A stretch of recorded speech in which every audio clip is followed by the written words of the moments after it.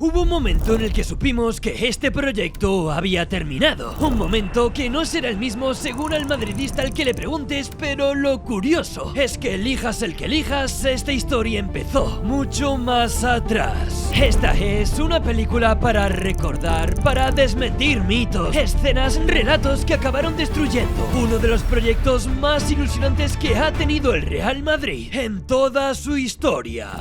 El 25 de mayo de 2025 fue el día en el que pensábamos que algo iba a cambiar. El Real Madrid venía de un año nefasto. Mbappé había llegado y nada salió como se esperaba. Ancelotti hacía 5 días que se había marchado, Modric también, y el club apostaba por algo distinto. Con Xabi Alonso no llegaba solo un entrenador, llegaba una idea. Un Madrid moderno, más agresivo, más físico, más reconocible, pero en los mismos días en los que nos ilusionábamos al ver a Vinicius sudar, a Alonso dar órdenes y entrenar. Una idea sobrevolaba la cabeza del entrenador Tolosarra, la de que yo no debería estar, todavía por lo menos, aquí. Para los aficionados, el Mundial de Clubes era ilusión, un nuevo título, una nueva era. Pero para Xabi Alonso era otra cosa. Una cuenta atrás, apenas 20 días después de llegar. Ya tenía que competir, sin tiempo, sin automatismo, sin pretemporada y según personas cercanas al contexto del club, sin terminar de creer que aquello pudiese salir bien, tan rápido. Y aquí pasó algo curioso, porque mientras en su cabeza había dudas, fuera empezamos a ver imágenes que invitaban al optimismo, entrenamientos personalizados, con Mbappé, con Vinicius, trabajo específico y la sensación de que, por fin, futbolistas destinados a entenderse iban a empezar a hacerlo. Los vídeos estaban ahí y aunque el primer partido fue espeso, incluso decepcionante, había algo diferente, algo que invitaba a creer. Sin embargo, por aquel entonces y días atrás, en los comedores del Four Seasons Resort Palm Beach de Florida, algo ocurrió y es que Mbappé desapareció, no por una lesión, sino por una gastroenteritis, pero el Real Madrid funcionaba igual, el equipo parecía más ligero, las órdenes de Xavi en el campo nos ilusionaban, Gonzalo se erigía como delantero y fue sin nosotros darnos cuenta cuando pasó algo que sería el origen de todo, porque mientras Mbappé preparaba su regreso para las rondas finales de ese mundial, dentro del staff se contemplaba una decisión cuanto menos inesperada. Vinicius, el intocable siempre, podía ir al banquillo. Gonzalo estaba aportando más en ataque que él y para Alonso, Kylian ofrecía más cosas. Finalmente, por una lesión inesperada de Trent,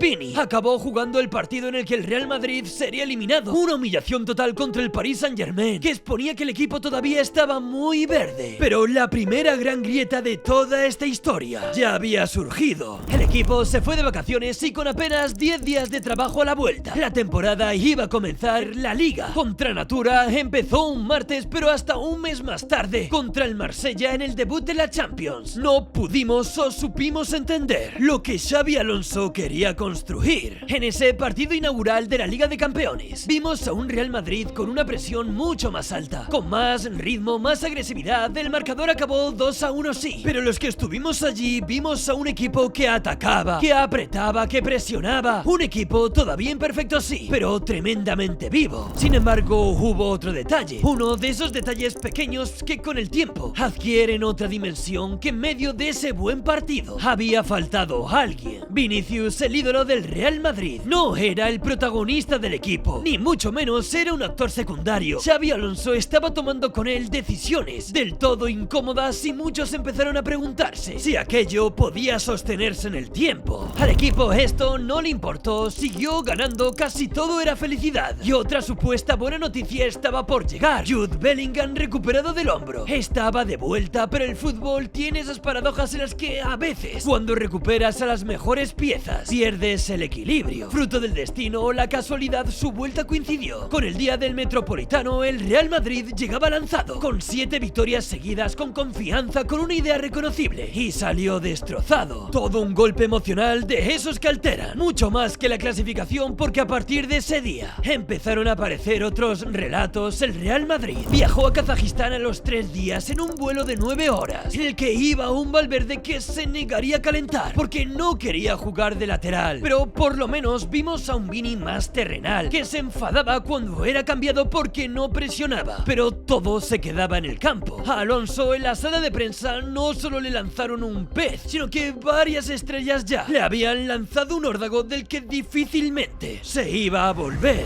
El equipo encadenó victorias, se fue a otro parón y el clásico llegó. Era la prueba real de si algo había cambiado de un año para el otro con todas las estrellas. Sobre el campo, el Real Madrid humilló al Barça, pero Xavi cometió un error y no fue el de cambiar a Vinicius, no, fue el de no parar una guerra pública que se iba a abrir. A partir de este incidente, el equipo blanco se colocaba 7 puntos por encima del Barcelona, pero esa noche dejó una escena que perseguiría toda la temporada. Un perdón que fue para todos menos para el entrenador. Y la conclusión parecía sencilla. Vinicius y Xavi habían roto el proyecto. Podía haber explotado, pero es que la historia real todavía es mucho más complicada y creo sinceramente que nadie te la ha contado. Después del clásico, el equipo no es que explotase, es que se desgastó poco a poco y eso fue mucho más peligroso porque cuando un equipo se rompe de verdad, normalmente no lo hace en una sola noche. Lo hace poco a poco, con pequeños golpes, con cansancio, con ruido y con la sensación constante de que algo ya no funciona. Liverpool fue uno de esos golpes, con un Madrid lleno de bajas. Compitió y perdió por la mínima, pero pocos días después volvió a dejarse puntos contra el Rayo. Los gestos de Bellingham salieron a la luz y por primera vez en todo el año el Real Madrid pincharía en 2 partidos consecutivos. Ese momento coincidió con otro parón que hizo que los jugadores no pudiesen calmar las cosas desde dentro, mientras el foco seguía apuntando a las pequeñas guerras que habían surgido con jugadores. El verdadero problema real de este equipo seguía apareciendo: las lesiones, las más de 50 que hubo en toda la temporada, que hacen que cuando estás en el proceso de crear un proyecto nuevo, eso sea devastador. No puedes automatizar, no puedes repetir ni consolidar una idea, porque cada semana cambian piezas, cada entrenamiento traía dudas nuevas y aún así, en medio del caos, en medio de malos resultados, llegó probablemente el mejor partido del Madrid en toda la temporada. San Mamés 0-3, el equipo voló, presionó, compitió y parecía por momentos que todavía quedaba algo vivo, pero incluso aquella noche tuvo un precio. Trent volvió a caer lesionado, sí, pero el precio real fue una decisión muy poco habitual en un equipo de la élite y muy revelador a la vez sobre el momento que atravesaba Xabi Alonso, porque después de semanas de tensión, después de críticas, después de resultados inestables, Xavi decidió hacer algo que pocas veces a él se le ocurriría: premiar al grupo por haber ganado con 2 días completos de descanso en mitad de una semana decisiva, compartido en el Bernabéu apenas 72 horas después. Era una decisión emocional del que empieza a sentir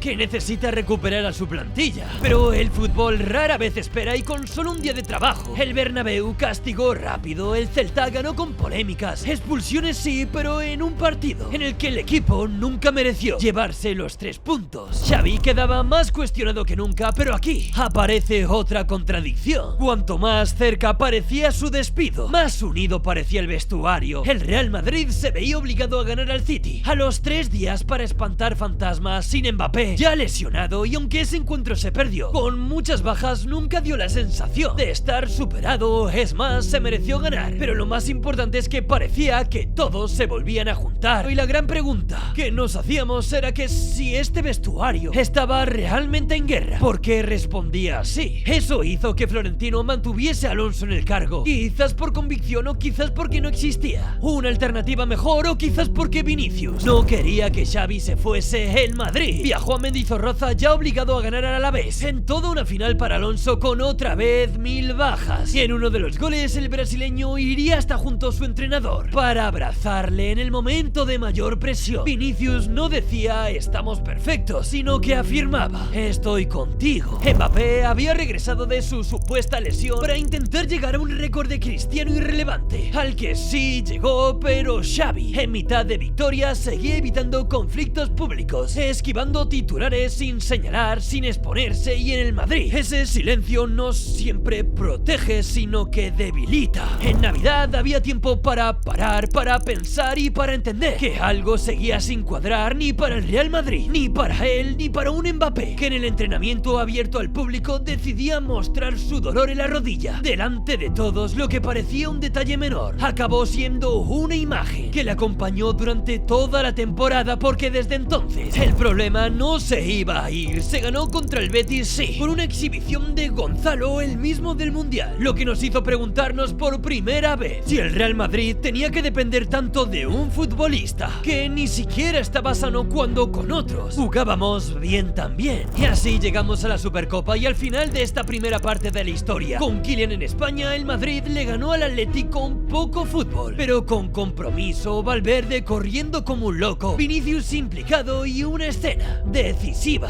Una pelea entre Simeone y Vinicius que hizo que Xabi Alonso entrase públicamente a defender al mismo jugador que parecía que había intentado acabar con él, casi protegiéndolo físicamente, en una imagen que terminó con Vinicius llorando en el banquillo, después de meses acumulando demasiadas cosas, críticas, sin impacto, goleador, con mal rendimiento. Y aún así, Vinicius acabó por llevar a la final al Real Madrid, la más dura todavía, contra el FC Barcelona, un partido que Mbappé no se quería perder. Viajó casi como un superhéroe a última hora, y en ese partido pudimos entender que Vinicius no quería hundir a Xavi, es más, le intentó salvar hasta el final, pero los errores aparecieron y por cuestión de unos centímetros o de un poco más de fuerza, Xavi cayó, literalmente, además frustrándose, roto, porque él sabía que aquello se escapaba, la decisión estaba tomada, el poder se le había ido de las manos y Florentino actuó. Muchos pensaron que aquel día terminaba un entrenador, pero quizás lo que terminaba era algo más profundo, porque Xavi cometió errores, dudó, titubeó, probablemente perdió toda su autoridad, pero también heredó un contexto que él